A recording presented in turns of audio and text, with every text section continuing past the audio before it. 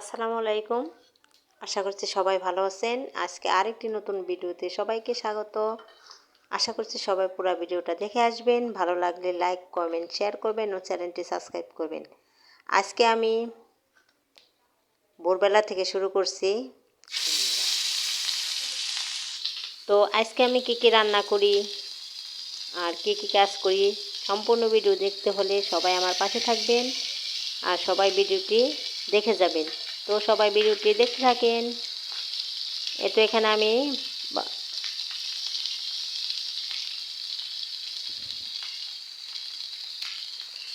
মাছ ভাজতে দিলাম।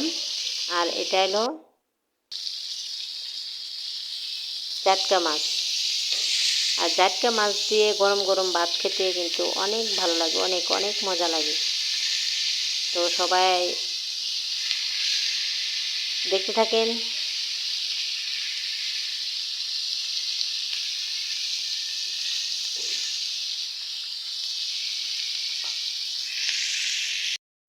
তো এই যে এখানে ধোয়া ওঠা গরম গরম ভাত, আর এখানে আছে মাছ ভাজা, আর এখানেও কালকের তরকারি ছিল। এখন ভাত খাবো।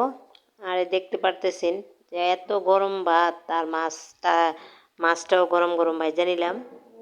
তো এই যে তো দেখেন দর্শক বন্ধুরা,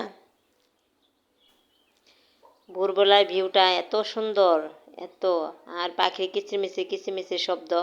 এখন এখানে কি শব্দটা শোনা যাইতেছে কিনা জানি না, কিন্তু অনেক শব্দ হইতেছে। তো ভালো লাগলো দেখে। তোমার একটা মোবাইল থাকতো তাহলে ভিডিও করতে পারতাম না। একটা মোবাইল থাকলে ভিডিও করতে পারতো। কে তোমার তা আছেই মোবাইল? হ্যাঁ তো। তে করো।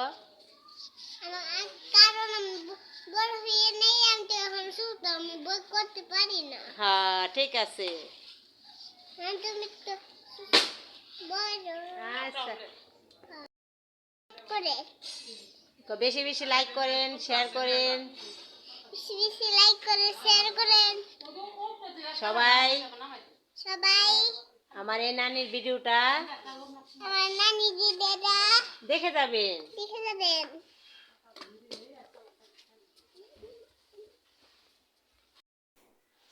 আর এখানে আজকে রান্না হবে সিম সরিষা।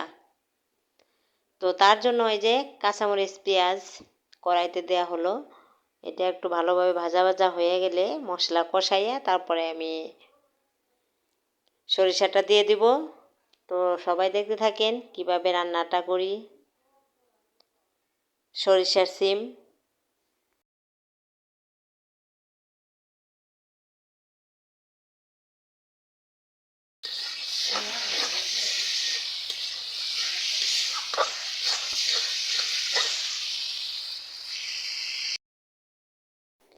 আর এখানে সরিষাটা ভালোভাবে কষাই নিয়ে এখন এই যে সিম দেওয়া হচ্ছে। তো এই সিমটা আবার কষানো হবে। তো কিভাবে রান্নাটা হয় সবাই দেখে দেখে যাবেন।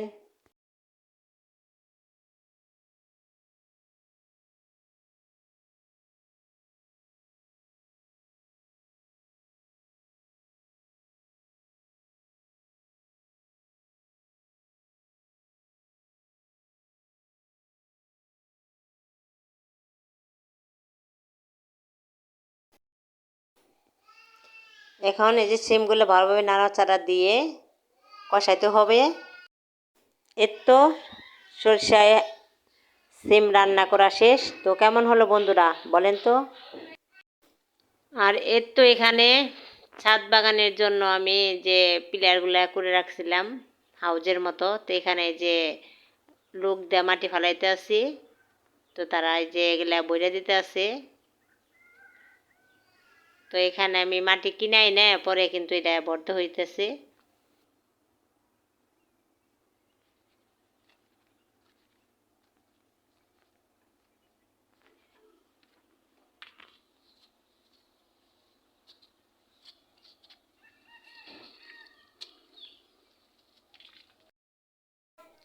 আর এখানে আমি বোনার জন্য এখানে আনছি মরিচ চারা, এই যে 3 আটি আনছি মরিচের চারা বোনার জন্য। ওই জন্য কাছে আছে এগুলো যে আমার ছোট বোন ছোটাইতে আছে। আর এখানে আছে হলো বেগুনের চারা। কি আপনি ফাঁকা ফাঁকা করে দিবেন, ঝাপটা লাগা আসিব।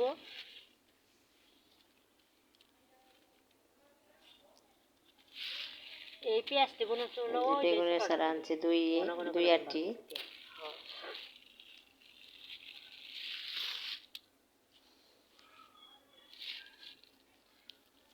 আর এখানে আছে হলো টমেটো চারা না, ওই 3 করে বুনু মালা যে কটা বাসে নাকি কর। টমেটো চারা 2 আটি আনছি।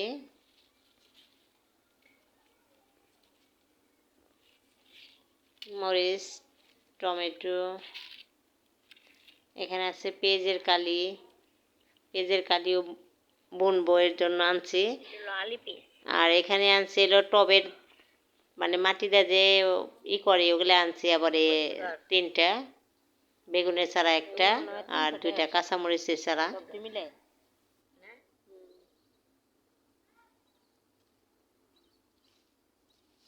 না দিয়ে তো পরে না আইলো নাকি। আর এখানে এই যে ছোট বোন গাছগুলা বুইনা দিব, তার জন্য এই যে মাটিগুলা প্রসেসিং করতেছে মানে ভালোভাবে। আর এখানে দিছি হইলো চাপাতি আছে না, ওগুলা দিয়ে মাটির সাথে মিশাইয়া তারপরে যে বোনা হবে।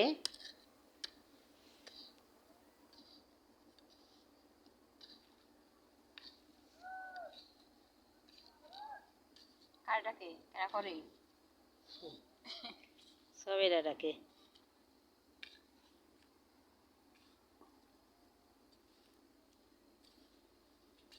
গাছ বুনতে বুনতে অন্ধকার হয়ে গেছে গাই যে। তো এই যে এখন পেঁয়াজের কালিগুলো আগে বুনবো, তো তার জন্য এই যে নিয়ে নিলাম। তো ছোট বোন কিভাবে পেঁয়াজ বুনে, তো সবাই দেখতে থাকেন।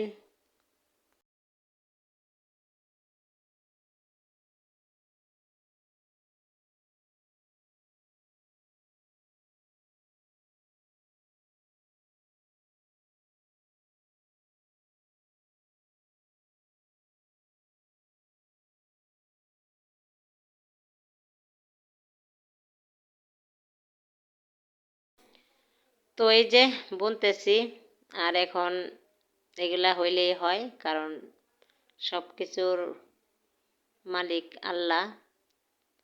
তো আমরা বললাম দেখি আল্লাহ কি করে। ভালো লাগে এগুলা করতে আর কি, বুনতে।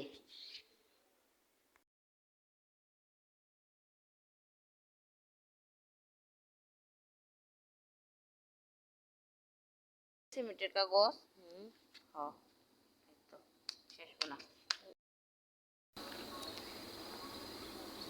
বেশি করে গাইড়া দিই।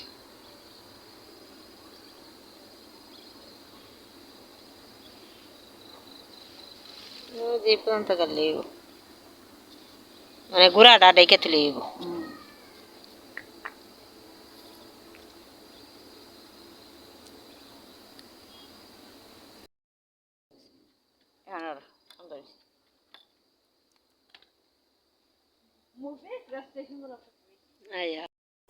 এখানে গর্ত করা হচ্ছে এলো বেগুনের চারা বোনার জন্য।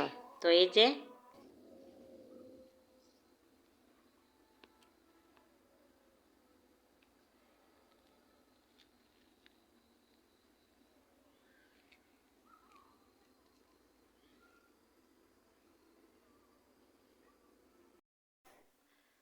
তো এইখানে বেগুনের চারা, কাঁচামরিচ, টমেটো আর আছে এলো পেঁয়াজের কালি। তো এগুলা সব বোনা শেষ হলো। আর দেখতে দেখতে দেখেন অনেক সুন্দর দেখা যাইতেছে। তো এগুলা কি মানে কতটুক বড় হয় কি হয় পরবর্তীতে ভিডিওতে সবাইকে দেখাবো যে ছাদ বাগানের কি পরিস্থিতি কি হইল।